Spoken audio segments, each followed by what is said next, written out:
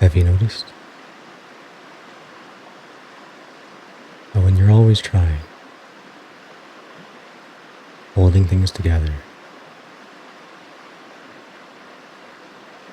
life feels like a constant strain?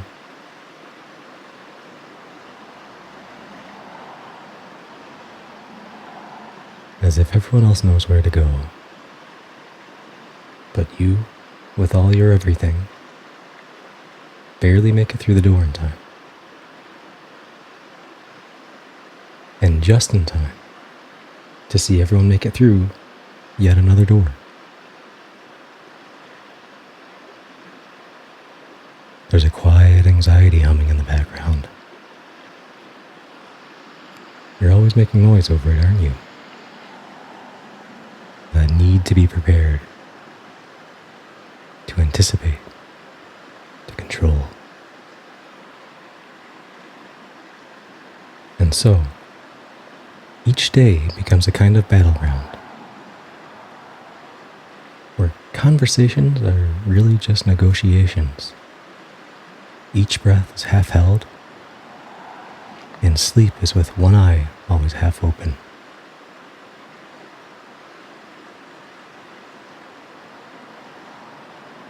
Have you noticed how the more you live to fit the future, the less is left to live now? All this struggle, all this tension, points not to a flaw, but to an absence. An absence of something we rarely name, but feel at our core. It's why, even when we try to do something we love, just for the love of it, like play a little music, or paint without a plan, it all just feels like we're wasting our time. We sit down intending to do nothing at all,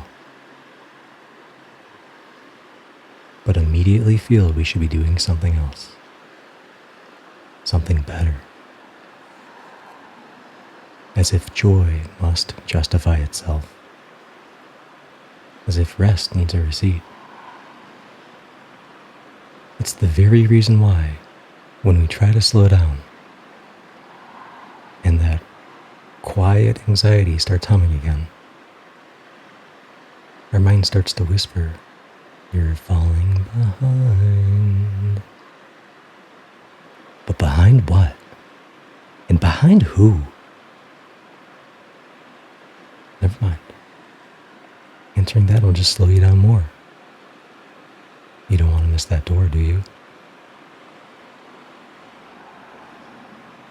It's like your efforts to create or enjoy something are weighed out on some invisible scale, as if your time is only worth what it can become, as if you are only worth what you can become.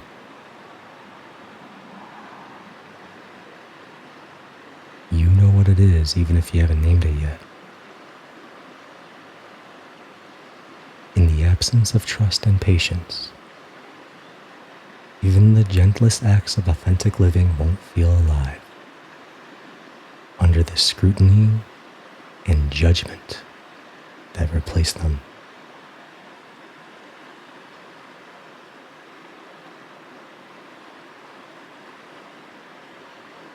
Trust is not clinging to some belief that everything will go your way. Trust arises out of faith, the letting go, that all things unfold in their own time and manner, a surrender to the experience. You exchange vulnerability with it, someone, or something that's beyond your control. And patience, then, is not standing still at the finish line with a stopwatch. It's the spaciousness we offer. so that those things or people, or ourselves even, have the freedom to become what they naturally are.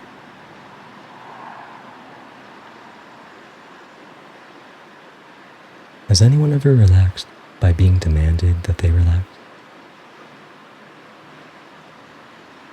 Of course not. Trust and patience arise when you stop clinging. Clinging to the moments you feel your anxiety tense, to the moments your mind leaps ahead in front of fear. And in those moments, you surrender. You do nothing. Step back and give space for those feelings to be. This is the art of letting go,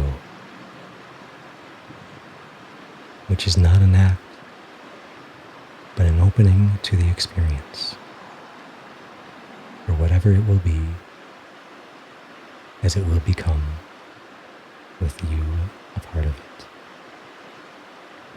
We don't let go by tearing away our grip on expectations,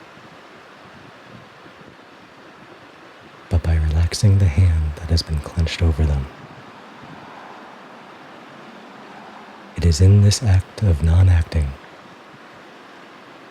that we glimpse our first flicker of patience.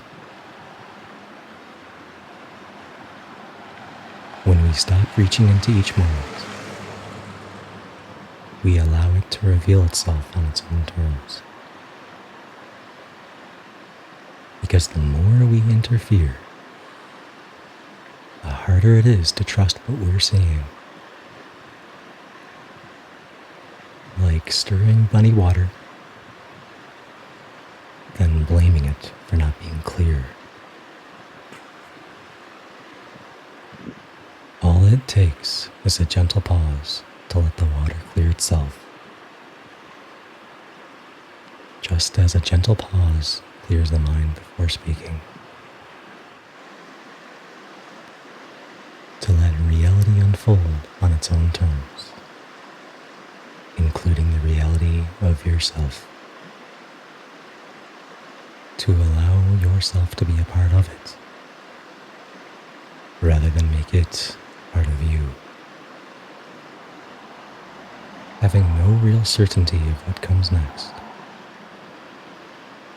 but having the willingness to find out.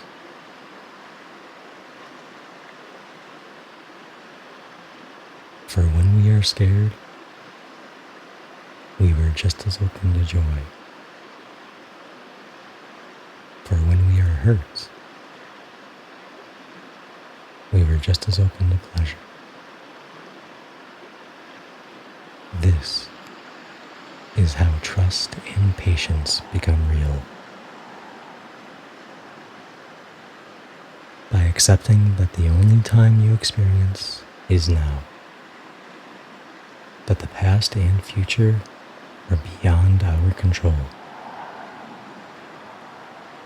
By learning to trust that the timeless in you is aware of life's timelessness on its own,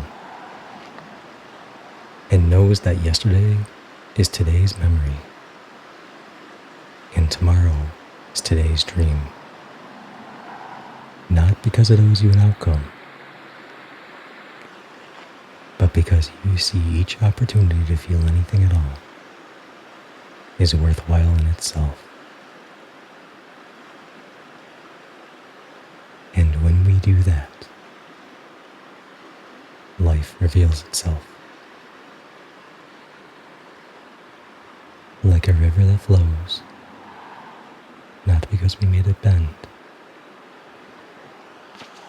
but because we stopped standing in its way.